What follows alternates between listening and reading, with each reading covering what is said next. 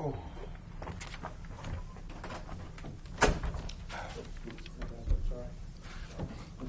Well, we had to kind of defend to escape and win, especially the way they got started and Wright got started.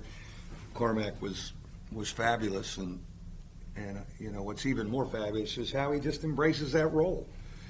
It does affect him offensively. And I think all our guys are affected a little bit offensively because we're working really hard on the defensive end, and I love that right now. That's okay. We'll figure out how to play and shoot it with more tired legs. I thought in the second half we did a better job of.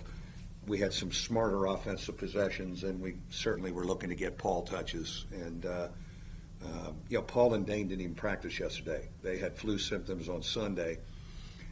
We didn't do a lot in practice Sunday. I hadn't seen Paul in 2 days. That's pretty good, rolling out of bed, having a fever Sunday. And Dane, so I give them a lot of credit because this morning early I was wondering what we're going to get from them. We got a lot from them. So when the threes aren't falling like that, is it more a case of you guys are it's too much emphasis offensively maybe? Early? It's interesting. Overall, we're working defensively. I mean, we really are, and I love that. It's a fine line. We get great. We're such a good passing team. We get really good looks, sometimes almost too early. But what are you going to tell? You going to tell guys that you want confident shooting for 5 months not to shoot it? Or we could just go say, drive it this time? Sometimes you can't drive. We aren't the most athletic driving team until we get you a little tired in the second half and move you around a little bit. Also, the way we offensive rebound with the two bigs this year, I'm kind of come to the point where getting a shot is better than a live ball turnover. Getting something up on the rim. So you make 3 more passes and turn down a Dane Goodwin pretty good 3 after 3 passes, then you may turn it over. So I've come so far as getting a shot, and maybe just an okay shot. At least you got something up there instead of a live ball turnover. And so I think we got to find some balance point. I thought in the first half we couldn't establish Paul, and I thought he was feeling the cobwebs of missing 2 practices. I jumped him a little bit at halftime. I'm learning how to coach him. I said, "You're fine now. Let's roll. Let's go." And he was pretty good. And then he got sweating, but I thought he was of the 2 of them, I thought he looked really winded, and rightfully so. We established him a little bit better in the second half, and when he's in a rhythm, then we're able to play we're more efficient offensively, and we didn't really have that in the first half. What's different about Nate? Just you're going to rebound, you're going to defend. You mentioned, I think it was one of the exhibition games where you said he didn't get off the island. Like it just seems like he's not just going to hang his hat on. Okay, I'm going to hit a couple shots here. If I don't, I'm going to go get you 4, 5, 6 rebounds. He's always been, I think, a great unselfish defender, and what he's doing to just help his team. Again, I give him and a Cormac credit.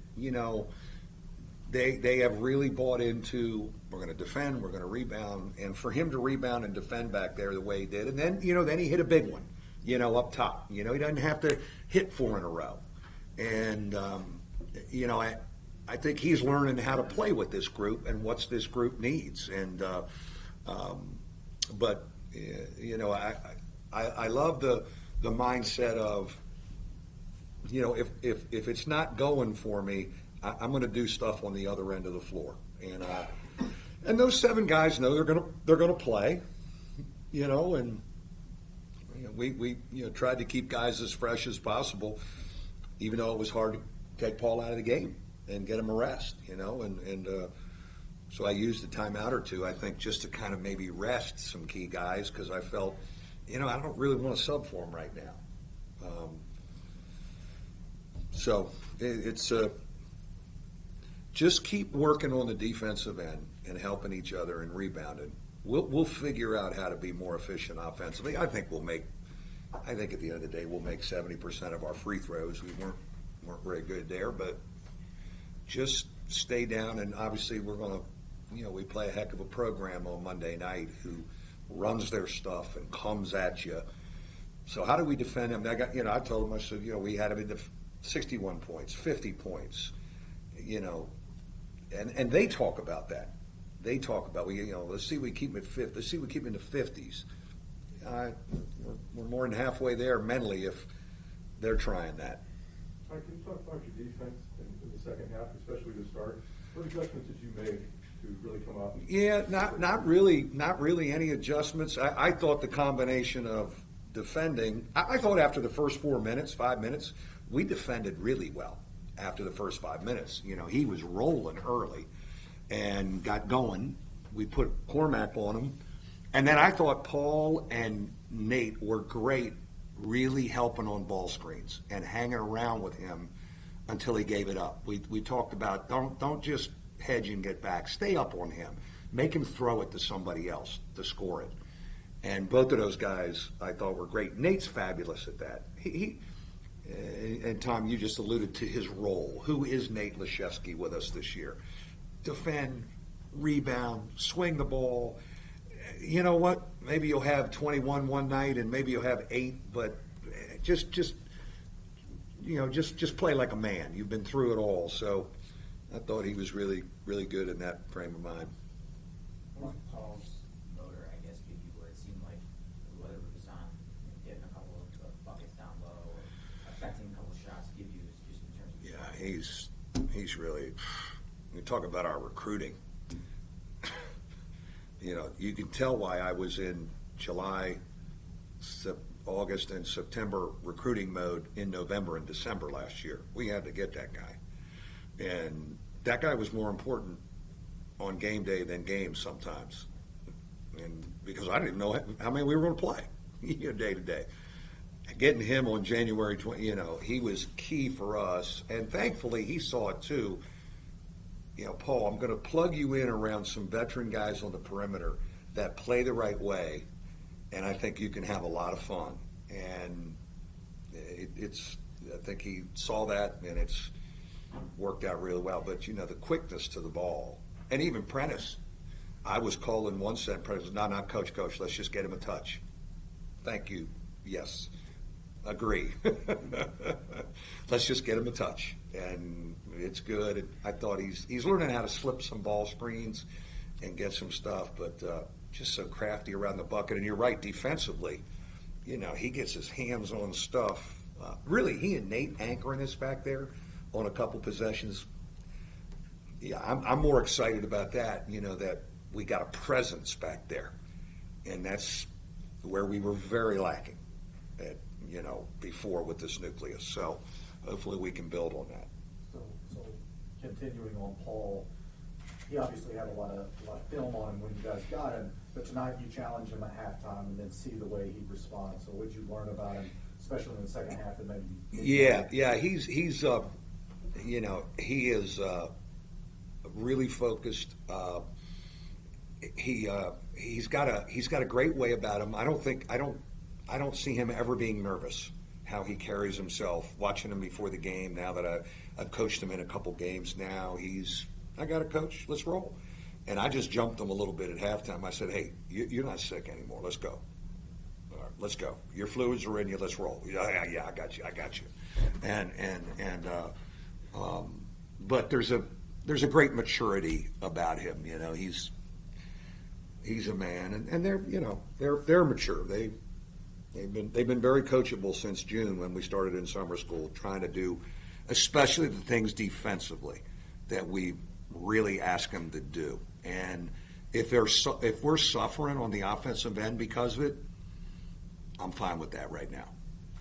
Prentice, after a couple of tough games, though, is that just kind of the thing where you let him figure it out on his own, given that he's a senior, and run some stuff for him? Yeah, he's.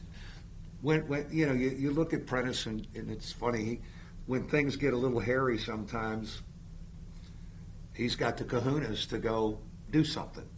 Now, it may be a turnover sometimes, but it's not like my man isn't trying and to make some stuff happen. Now, I do think he's really picked his spots, better with this group, and I think Paul really helps him to be able to throw it into the post and and do stuff. So, but the one thing, he's talking. He knows our system. He's talking in the timeouts.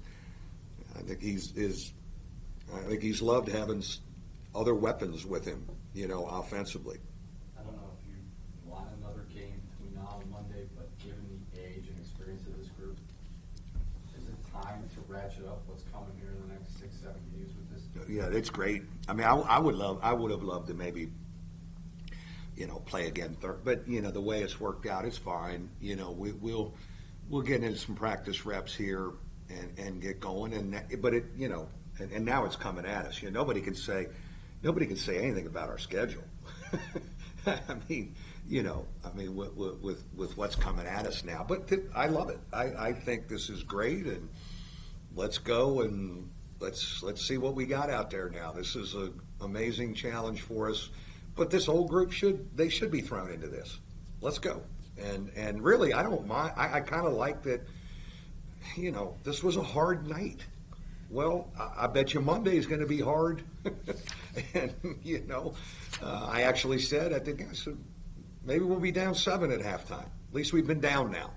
And, you got to figure it out. So, but we're always honored to be in Maui. I mean, the classic that is. It's a lot of great memories of the team we took out there last time. And it's a neat event, and I'm sure Vegas will do it right. See you guys later in the week, right? Yeah, Friday. Yep, Friday.